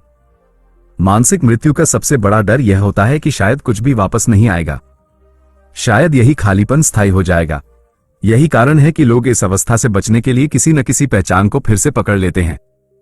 कोई फिर से अपने पुराने विश्वासों में लौट जाता है, कोई किसी नए विचार को अपना लेता है, कोई किसी व्यक्ति को अपना सहारा बना लेता है, लेकिन ऐसा करके वे पुनर्जन्म की प्रक्रिया को बीच में ही रोक देते हैं। युंग ने इस डर को सहा, उसने इस खालीपन को रहने दिया, उसने इसे भरने की जल्दी नहीं की। यही उसकी सबसे बड़ी हिम्मत थी, क्योंकि पुनर्जन्म तब तक संभव नहीं होता जब तक मृत्यु पूरी तरह घटित न हो जाए। यहां पुनर्जन्म का अर्थ किसी नए व्यक्तित्व को गढ़ लेना नहीं है, यह किसी बेहतर संस्करण बनने की कोशिश नहीं है। यह उस अवस्था से निकलना है जहां व्यक्ति अब खुद को पुराने शब्दों में परिभाषित नहीं कर सकता। वह अब यह नहीं कह सकता कि मैं वही हूं जो पहले था, लेकिन वह यह भी नहीं कह सकता कि मैं अब क्या हूं। इस अवस्था में व्यक्ति खुद को अस्थिर महसूस करता है, लेकिन यही अस्थिरता परिवर्तन की भूमि होती है। यूंग के अनुसार यही वह समय है जब अवचेतन मन नए प्रतीकों के माध्यम से धीरे धीरे उभरने लगता है। ये प्रक्रिया अचानक नहीं होती, ये बहुत धीमी होती है, जैसे अंधेरे में आंखें धीरे धीरे रोशनी को पहचानना शुरू करती हैं। मानसिक पुनर्जन्म का पहला संकेत होता है दृष्टिकोण का बदलना। व्यक्ति अब चीजों को पहले की तरह नहीं देखता, वही घटनाएं अब अलग अर्थ रखने लगती हैं, वही रिश्ते अब नए प्रश्न उठाने लगते हैं। व्यक्ति को लगता है कि दुनिया वही है, लेकिन वह स्वयं बदल गया है। ये बदलाव उत्साहजनक नहीं होता, ये शांत होता है। इसमें कोई घोषणा नहीं होती, कोई उत्सव नहीं होता, ये भीतर ही भीतर घटता है, और यही कारण है कि इसे समझना कठिन होता है। यूंग इस प्रक्रिया को किसी आध्यात्मिक उपलब्धि के रूप में नहीं देखता, वह इसे एक मनोवैज्ञानिक आवश्यकता के रूप में देखता है। उसके अनुसार जो व्यक्ति जीवन में कभी मानसिक मृत्यु से नहीं गुजरता, वह भीतर से कभी परिपक्व नहीं होता। वह बाहर से कितना भी सफल क्यों न दिखे, भीतर से अधूरा रहता है। मानसिक पुनर्जन्म के साथ व्यक्ति की जिम्मेदारी भी बढ़ जाती है, क्योंकि अब वह अपने पुराने बहानों के पीछे नहीं छुप सकता। वह अब यह नहीं कह सकता कि वह ऐसा ही है, क्योंकि वह जान चुका होता है कि पहचान बदली जा सकती है, और यह ज्ञान भारी होता है। इस चरण में व्यक्ति को यह भी समझ में आता है कि परिवर्तन सुखद नहीं होता। जो लोग हर समय सकारात्मकता की बात करते हैं, वे इस चरण की वास्तविकता को नहीं समझते। पुनर्जन्म का अर्थ हमेशा खुशी नहीं होता, इसका अर्थ स्पष्टता होता है, और स्पष्टता कभी कभी असहज होती है। रेड बुक में यह प्रक्रिया किसी कहानी की तरह नहीं दिखाई देती, ये बिखरी हुई है। कभी एक प्रतीक आता है, कभी कोई दृश्य, कभी कोई विचार, लेकिन इन सबके पीछे एक ही प्रक्रिया चल रही होती है। पुराना मर रहा है, नया जन्म ले रहा है। यह भी समझना जरूरी है कि मानसिक पुनर्जन्म का अर्थ यह नहीं है कि व्यक्ति पूरी तरह बदल जाता है। वह वही रहता है, लेकिन अधिक संपूर्ण हो जाता है। उसकी छाया अब उसकी दुश्मन नहीं रहती, उसका डर अब उसे नियंत्रित नहीं करता, उसका अहंकार अब उसे परिभाषित नहीं करता। इस प्रक्रिया के बाद व्यक्ति जीवन को अधिक गहराई से देख पाता है। वो दूसरों के संघर्ष को बेहतर समझ पाता है, क्योंकि वह स्वयं उस टूटन से गुजर चुका होता है। यही कारण है कि यूंग के बाद के विचारों में अधिक करुणा दिखाई देती है, अधिक संतुलन दिखाई देता है। मानसिक पुनर्जन्म कोई अंतिम अवस्था नहीं है, ये यात्रा का एक चरण है, लेकिन ये सबसे निर्णायक चरण है, क्योंकि यहां व्यक्ति या तो स्वयं से भाग जाता है या स्वयं को स्वीकार कर लेता है। इस अध्याय का सार यही है कि मृत्यु और पुनर्जन्म कोई रहस्यमय प्रक्रिया नहीं है, यह मन की स्वाभाविक गति है। जब पुरानी संरचना काम नहीं करती तो उसे टूटना पड़ता है, और जब वो टूटती है तब नई समझ जन्म लेती है। यह अध्याय यहीं समाप्त होता है, इस स्पष्टता के साथ कि मानसिक रूपांतरण बिना मृत्यु के संभव नहीं है। जो व्यक्ति इस मृत्यु से डरकर पीछे हटता है, वह परिवर्तन से भी दूर हो जाता है, और जो व्यक्ति इसे सह लेता है, वह धीरे धीरे उस अवस्था की ओर बढ़ता है जहां जीवन को देखने का उसका तरीका स्थायी रूप से बदल जाता है। यही इस अध्याय का निष्कर्ष है। चैप्टर 8 अहम और आत्मा के बीच संघर्ष। जब इंसान मानसिक मृत्यु और पुनर्जन्म की प्रक्रिया से गुजर चुका होता है, तब उसके भीतर एक नया तनाव जन्म लेता है। ये तनाव बाहर से दिखाई नहीं देता। यह कोई शोर मचाने वाला संघर्ष नहीं होता। ये भीतर ही भीतर चलने वाली खींचतान होती है। एक और अहंकार होता है जो अब भी नियंत्रण छोड़ने को तैयार नहीं होता।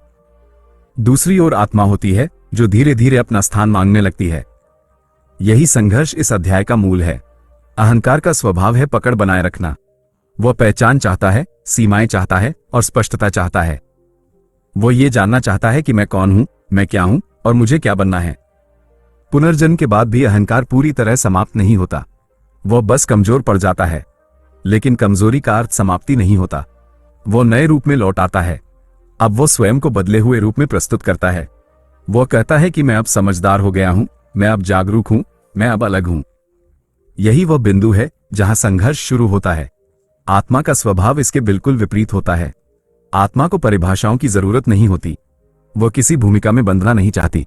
वो अनुभव करना चाहती है, जीना चाहती है और प्रवाह में रहना चाहती है।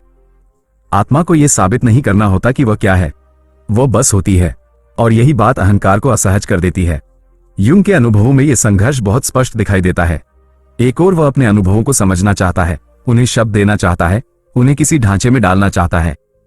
दूसरी ओर उसके भीतर एक ऐसी शक्ति काम कर रही होती है जो उसे बार बार यह याद दिलाती है कि हर अनुभव को समझा नहीं जा सकता। कुछ अनुभव केवल जिए जाते हैं। अहम और आत्मा का यह संघर्ष अक्सर व्यक्ति को भ्रमित कर देता है। उसे लगता है कि वो दो हिस्सों में बंट गया है। एक हिस्सा नियंत्रण चाहता है, दूसरा हिस्सा समर्पण चाहता है। एक हिस्सा योजना बनाता है, दूसरा हिस्सा प्रतीक्षा करता है। ये संघर्ष थकाने वाला होता है क्योंकि इसमें कोई स्पष्ट विजेता नहीं होता। अहंकार व्यक्ति को सुरक्षा का एहसास देता है। वो कहता है कि अगर तुम नियमों का पालन करोगे तो सुरक्षित रहोगे, अगर तुम पहचान बनाए रखोगे तो खोओगे नहीं। आत्मा इस सुरक्षा को एक भ्रम की तरह देखती है। वो जानती है कि जीवन में पूर्ण सुरक्षा कभी नहीं होती। वो व्यक्ति को असुरक्षा के साथ जीना सिखाना चाहती है। इस संघर्ष में अक्सर व्यक्ति आत्मा की आवाज को दबाने की कोशिश करता है, क्योंकि आत्मा की आवाज बहुत शांत होती है। वह आदेश नहीं देती, वह धीरे धीरे संकेत देती है।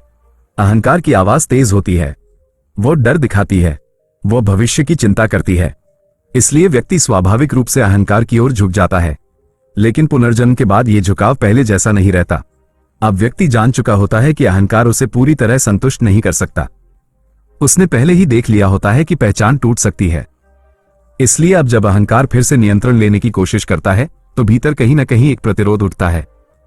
यूंग के लिए यह संघर्ष अत्यंत महत्वपूर्ण था, क्योंकि इसी संघर्ष में उसने ये समझा कि अहंकार को नष्ट करना समाधान नहीं है। आत्मा और अहंकार को दुश्मन बनाना भी समाधान नहीं है। समाधान संतुलन में है। अहंकार को अपना स्थान जानना होगा और आत्मा को अपनी गति से बहने देना होगा। यह संतुलन अपने आप नहीं बनता। इसके लिए व्यक्ति को बार बार सजग रहना पड़ता है। अहंकार बहुत चतुर होता है। वह आत्मा की भाषा भी सीख लेता है। वह आध्यात्मिक शब्दों का उपयोग करने लगता है। वह स्वयं को श्रेष्ठ समझने लगता है, क्योंकि अब वह गहराई की बातें करता है। यही वह स्थान है जहां सबसे ज्यादा भ्रम पैदा होता है। आत्मा को श्रेष्ठता से कोई मतलब नहीं। वह तुलना नहीं करती। वह यह नहीं कहती कि मैं बेहतर हूं। वह केवल सच्ची होती है। इसलिए जब व्यक्ति आत्मा की ओर बढ़ता है तो उसे अपनी श्रेष्ठता की भावना भी छोड़नी पड़ती है। यह अहंकार के लिए बहुत कठिन होता है। इस संघर्ष का प्रभाव व्यक्ति के बाहरी जीवन में भी दिखाई देने लगता है। वह अपने काम को लेकर असमंजस में पड़ सकता है। उसके रिश्ते बदलने लगते हैं। कुछ लोग उससे दूर हो जाते हैं, कुछ नए लोग उसके जीवन में आते हैं। ये सब इसलिए होता है क्योंकि उसकी आंतरिक प्राथमिकताएं बदल रही होती हैं। अहंकार चाहता है कि सब कुछ पहले जैसा बना रहे, बस थोड़ा बेहतर हो जाए। आत्मा चाहती है कि जो अब अर्थहीन हो गया है वो छूट जाए। यही टकराव व्यक्ति को बेचैन करता है, लेकिन यही बेचैनी परिवर्तन का संकेत भी है। रेड बुक में यह संघर्ष किसी उपदेश की तरह नहीं आता। यह अनुभवों के माध्यम से सामने आता है। यूंग कई बार खुद को विरोधाभास में पाता है। वह एक ही समय में समझना भी चाहता है और छोड़ना भी चाहता है। यह विरोधाभास ही इस संघर्ष की पहचान है। इस अध्याय का एक महत्वपूर्ण संदेश यह है कि आत्मा का मार्ग सीधा नहीं होता। यह स्पष्ट दिशा नहीं देता। यह संकेत देता है और व्यक्ति को स्वयं अर्थ खोजना पड़ता है। अहंकार इस अस्पष्टता को सहन नहीं कर पाता। वो स्पष्ट उत्तर चाहता है, और जब उसे उत्तर नहीं मिलता तो वो घबराने लगता है। इस अवस्था में व्यक्ति को धैर्य की आवश्यकता होती है। उसे यह स्वीकार करना पड़ता है कि वो सब कुछ नियंत्रित नहीं कर सकता। यही स्वीकार धीरे धीरे अहंकार को शांत करता है, और जैसे जैसे अहंकार शांत होता है आत्मा की उपस्थिति स्पष्ट होने लगती है। इस संघर्ष का अंत किसी जीत में नहीं होता, ये किसी एक के हारने से समाप्त नहीं होता, यह एक समझ में बदलता है। एक ऐसी समझ जिसमें अहंकार अपना सीमित स्थान स्वीकार करता है और आत्मा अपना मार्ग स्वयं चुनती है। इस अध्याय का सार यही है कि अहम और आत्मा का संघर्ष कोई गलती नहीं है, यह मानसिक विकास का स्वाभाविक चरण है। जो व्यक्ति इस संघर्ष से बचता है वो सतह पर ही रह जाता है, और जो व्यक्ति इसे सह लेता है वो धीरे धीरे एक अधिक संपूर्ण जीवन की ओर बढ़ता है। यह अध्याय यहीं समाप्त होता है, इस स्पष्टता के साथ कि यह संघर्ष समाप्त नहीं हुआ है बल्कि रूपांतरित हुआ है। क्योंकि जैसे ही अहम और आत्मा के बीच संतुलन बनना शुरू होता है, वैसे ही व्यक्ति को स्वयं से एक और गहरा सामना करना पड़ता है। यही सामना आगे की यात्रा को अंतिम रूप देने वाला है। चैप्टर 9 स्वयं से टकराव। यूंग की सबसे कठिन परीक्षा हर यात्रा का एक ऐसा बिंदु होता है जहां आगे बढ़ने से पहले रुकना पड़ता है। ये रुकना आराम के लिए नहीं होता बल्कि सामना करने के लिए होता है। अब तक की यात्रा में यूंग भीतर की आवाजों को सुन चुका था, छाया को पहचान चुका था, अहंकार को टूटते हुए देख चुका था, अंधकार से गुजर चुका था, मानसिक मृत्यु और पुनर्जन्म की प्रक्रिया को सह चुका था और अहम तथा आत्मा के संघर्ष को समझने की कोशिश कर चुका था। लेकिन इन सब के बाद जो चरण आता है वही सबसे कठिन होता है। ये चरण किसी सिद्धांत से नहीं जुड़ा होता, ये किसी प्रतीक से भी नहीं जुड़ा होता, ये सीधा स्वयं से टकराव होता है। स्वयं से टकराव का अर्थ किसी प्रश्न का उत्तर ढूंढना नहीं है, इसका अर्थ है अपने ही सामने खड़े हो जाना, बिना किसी भूमिका के, बिना किसी बहाने के, बिना किसी कहानी के। यह वह क्षण होता है जब व्यक्ति अब यह नहीं कह सकता कि यह सब परिस्थितियों की वजह से हुआ या ये किसी और के कारण हुआ। यहां हर जिम्मेदारी स्वयं पर आकर टिक जाती है। यही कारण है कि यह परीक्षा सबसे कठिन होती है। यूंग के लिए यह टकराव बाहरी दुनिया से नहीं था, ये किसी आलोचक से नहीं था, ये किसी समाज या व्यवस्था से भी नहीं था। ये टकराव उस यूंग से था जिसे वह अब तक स्वयं समझता आया था। उस यूंग से जो स्वयं को ईमानदार मानता था, जो स्वयं को गहराई से सोचने वाला मानता था और जो यह मानता था कि वह स्वयं को जानता है। जब यह मान्यता ही हिलने लगती है तब भीतर एक गहरा झटका लगता है। स्वयं से टकराव तब शुरू होता है जब व्यक्ति यह देखना शुरू करता है कि उसने अपने जीवन में कितने समझौते किए हैं, कितनी बार उसने सुविधा को सच से ऊपर रखा है, कितनी बार उसने डर के कारण अपने ही निर्णयों से पीछे हटने का रास्ता चुना है। यह देखना आसान नहीं होता क्योंकि इसमें आत्मदया का कोई स्थान नहीं होता, इसमें केवल ईमानदारी होती है। यूंग के अनुभवों में यह चरण अत्यंत असहज था क्योंकि अब तक जो कुछ भी सामने आ रहा था उसे वो किसी न किसी रूप में समझ सकता था, प्रतीकों के माध्यम से, विचारों के माध्यम से, संवाद के माध्यम से। लेकिन स्वयं से टकराव में कोई मध्यस्थ नहीं होता, यहां व्यक्ति स्वयं ही प्रश्न भी होता है और उत्तर भी। इस चरण में व्यक्ति को यह भी दिखाई देने लगता है कि उसने अपनी बुद्धि का उपयोग कई बार स्वयं को धोखा देने के लिए किया है। उसने तर्क का सहारा लिया है ताकि वह असहज सच्चाइयों से बच सके। उसने ज्ञान को ढाल की तरह इस्तेमाल किया है ताकि वह अपने भीतर की कमजोरी को न देखे। ये स्वीकार करना अहंकार के लिए बेहद पीड़ादायक होता है। यूंग ने यह देखा कि वह भी इससे अछूता नहीं था, वह भी कई बार अपनी समझ का उपयोग स्वयं को सही ठहराने के लिए कर रहा था।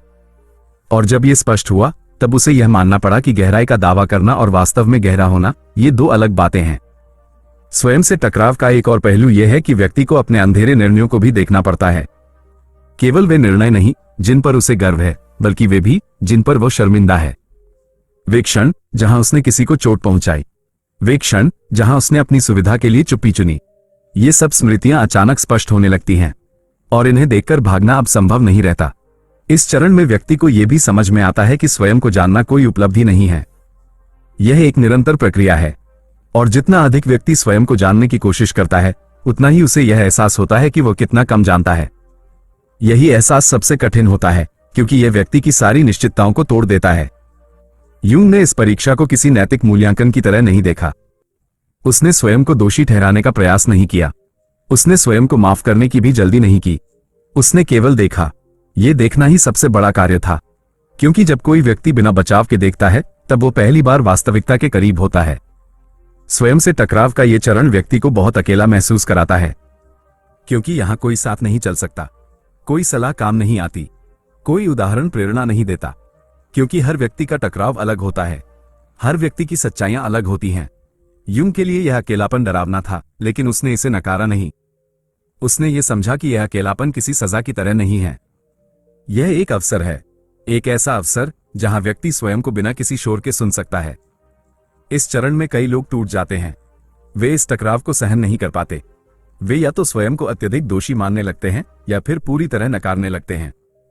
दोनों ही रास्ते असंतुलन की ओर ले जाते हैं। युंग ने संतुलन बनाए रखा। उसने न तो स्वयं को महान माना, न ही स्वयं को तुच्छ। उसने स्वयं को जैसा था वैसा देखने का प्रयास किया। यही इस परीक्षा की वास्तविक कठिनाई है। स्वयं को बिना सजाए, बिना छुपाए देख पाना, न अपनी अच्छाइयों को बड़ा चढ़ाकर दिखाना, न अपनी गलतियों को मिटाने की कोशिश करना, केवल देखना, स्वीकार करना और आगे बढ़ना। रेड बुक में यह टकराव कई जगह बिखरा हुआ दिखाई देता है। यह किसी एक घटना में सीमित नहीं है, यह एक निरंतर प्रक्रिया है। कभी किसी संवाद में, कभी किसी दृश्य में, कभी किसी मौन में, लेकिन हर जगह एक ही बात स्पष्ट होती है। युंग अब स्वयं से भाग नहीं रहा। इस अध्याय का एक महत्वपूर्ण संदेश यह भी है कि स्वयं से टकराव व्यक्ति को विनम्र बनाता है। यह उसे यह सिखाता है कि कोई भी पूर्ण नहीं है, कोई भी स्वयं को पूरी तरह नहीं जानता, और यही स्वीकार वास्तविक परिपक्वता की शुरुआत है। जब व्यक्ति इस टकराव से गुजर जाता है, तब उसके भीतर एक नई स्पष्टता जन्म लेती है। यह स्पष्टता किसी उत्तर की तरह नहीं होती, यह एक स्थिति की तरह होती है। एक ऐसी स्थिति जहां व्यक्ति अब स्वयं से झूठ नहीं बोलता, जहां वह अपनी सीमाओं को जानता है और अपनी जिम्मेदारियों को स्वीकार करता है। युंग के लिए यह परीक्षा उसकी यात्रा का केंद्र थी। अगर वह यहां असफल होता तो उसके पहले के सारे अनुभव अधूरे रह जाते, लेकिन उसने इस कठिन रास्ते को चुना, और यही कारण है कि उसकी यात्रा केवल व्यक्तिगत नहीं रही, वह दूसरों के लिए भी अर्थपूर्ण बन सकी। इस अध्याय का सार यही है कि स्वयं से टकराव किसी बाहरी संघर्ष से कहीं अधिक कठिन होता है, क्योंकि यहां कोई जीत नहीं होती, यहां केवल समझ होती है, और यह समझ धीरे धीरे व्यक्ति को उस अवस्था तक ले जाती है जहां वह स्वयं को बिना भय के देख सकता है। यह अध्याय यहीं समाप्त होता है, इस स्पष्टता के साथ कि युंग की सबसे कठिन परीक्षा किसी विचार की नहीं थी, बल्कि स्वयं की थी। और इस परीक्षा से गुजरने के बाद ही उसकी यात्रा अपने अंतिम चरण की ओर बढ़ सकी, जहां यह स्पष्ट होना शुरू हुआ कि इस पूरे अनुभव का अर्थ क्या है और इसे जीवन में कैसे जिया जाए। चैप्टर 10 इस यात्रा का अर्थ, चेतावनी, समझ और आत्मनिरीक्षण। अब जब ये यात्रा अपने अंतिम चरण में पहुंच चुकी है, तो सबसे जरूरी प्रश्न सामने आता है, ये सब क्यों? भीतर की आवाजें, छाया का सामना, अहंकार का टूटना, अंधकार से गुजरना, मानसिक मृत्यु और पुनर्जन्म, आत्मा और अहंकार का संघर्ष, और अंत में स्वयं से टकराव। ये सब किसी ज्ञान प्रदर्शन के लिए नहीं था, ये सब किसी विशेष बनने की प्रक्रिया भी नहीं थी। इसका उद्देश्य केवल एक था, स्वयं को सच में देख पाना। रेड बुक की यात्रा हमें किसी निष्कर्ष तक नहीं पहुंचाती, बल्कि हमें एक स्थिति में लाकर खड़ा कर देती है। एक ऐसी स्थिति जहां व्यक्ति अब सतही उत्तरों से संतुष्ट नहीं रहता। वह अब जीवन को पहले की तरह सरल नहीं मान सकता, क्योंकि उसने देख लिया होता है कि उसके भीतर कितना कुछ छुपा हुआ है।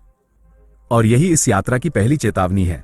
ये चेतावनी स्पष्ट है, ये रास्ता हर किसी के लिए नहीं है। यह कोई मनोरंजन नहीं है, यह कोई प्रेरणादायक कहानी नहीं है जिसे सुनकर मन हल्का हो जाए। ये यात्रा मन को भारी करती है, यह व्यक्ति को असहज बनाती है, और अगर कोई इस असहजता को सहन नहीं कर सकता तो ये यात्रा उसके लिए नहीं है। युंग ने कभी यह दावा नहीं किया कि हर व्यक्ति को इस मार्ग पर चलना चाहिए। उसने ये भी नहीं कहा कि जो नहीं चलता वो कमतर है। उसने केवल ये दिखाया कि अगर कोई व्यक्ति सच में स्वयं को समझना चाहता है तो उसे कुछ भ्रमों को तोड़ना ही पड़ेगा, और भ्रम टूटना कभी सुखद नहीं होता। इस यात्रा की दूसरी चेतावनी यह है कि जो कुछ भी यहां अनुभव होता है उसे बाहरी दुनिया पर थोपना खतरनाक हो सकता है। कई लोग भीतर की खोज को श्रेष्ठता का प्रमाण बना लेते हैं। वे मान लेते हैं कि अब वे दूसरों से ऊपर हैं। यही वह बिंदु है जहां अहंकार एक नए रूप में लौट आता है। युंग ने इस खतरे को स्पष्ट रूप से देखा था, इसलिए रेड बुक में कहीं भी उपदेश नहीं है, कहीं भी यह नहीं कहा गया कि यह सत्य है और बाकी सब झूठ। अब समझ की बात आती है।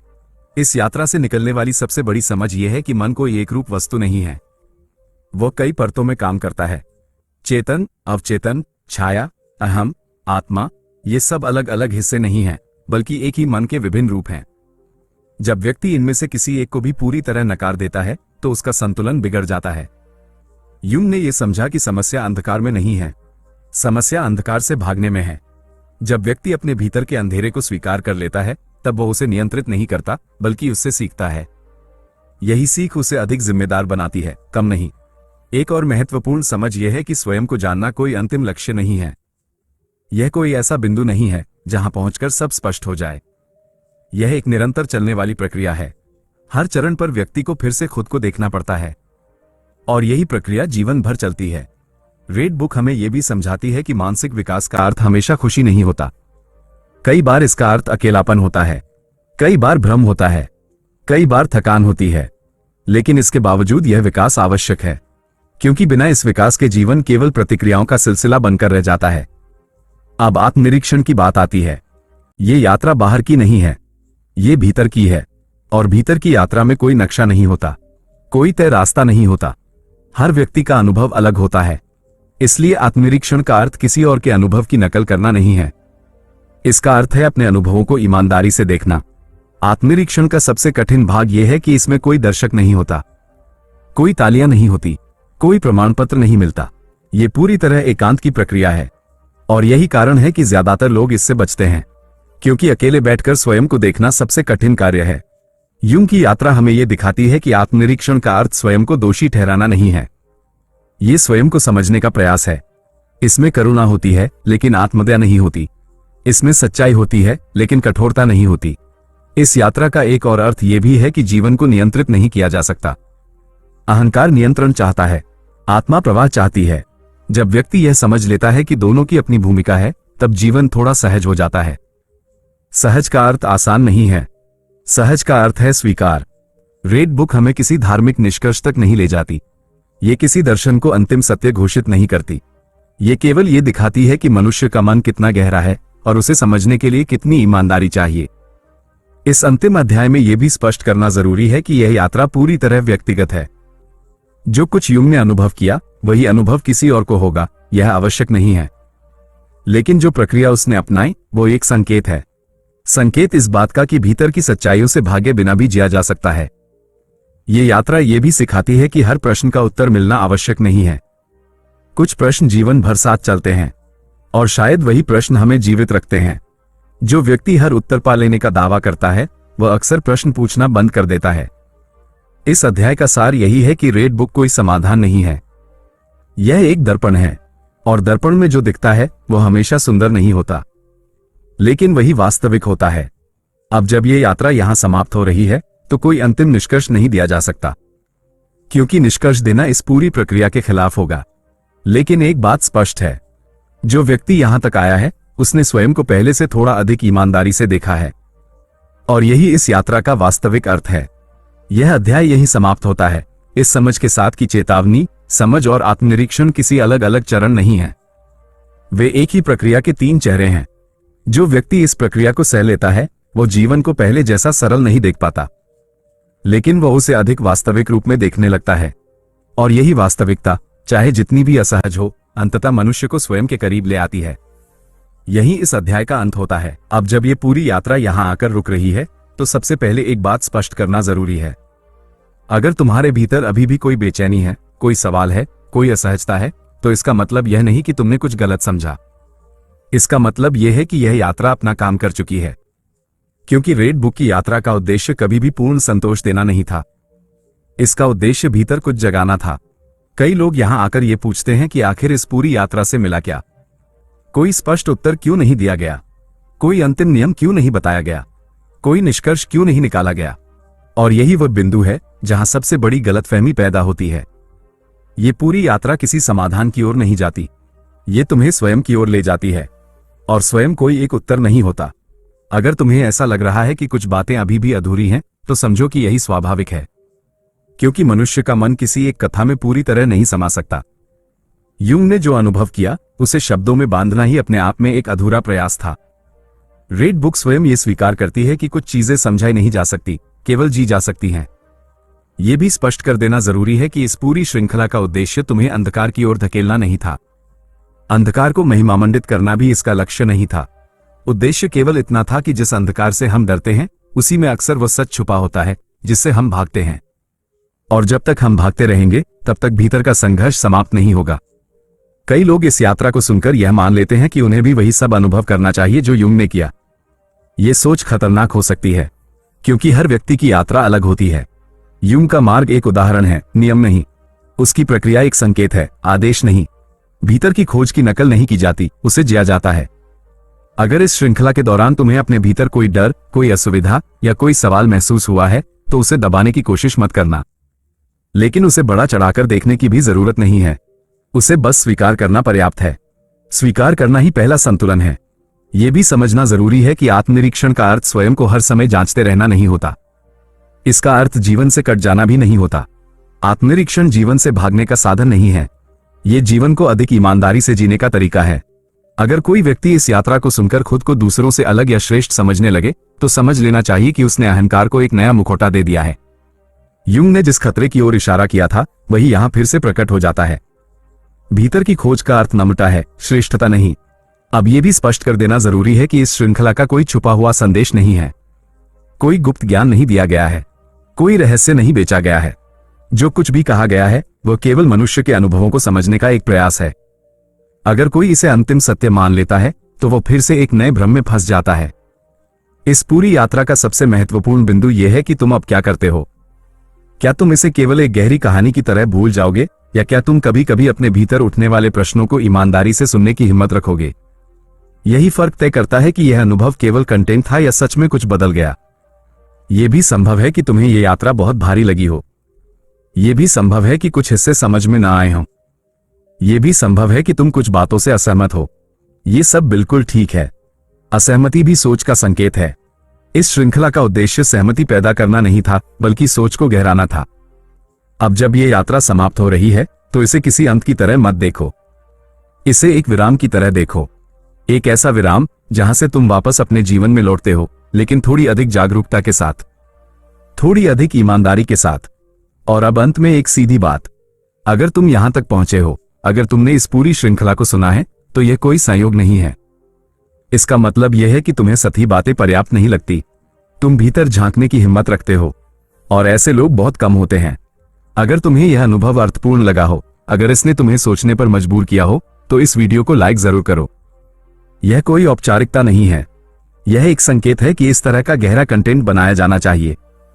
और अगर तुम्हें लगता है कि ऐसे विचार और ऐसी यात्राएं और लोगों तक पहुंचना जरूरी है तो इस वीडियो को शेयर करो, क्योंकि हर किसी को यह यात्रा सुननी चाहिए, ऐसा नहीं है।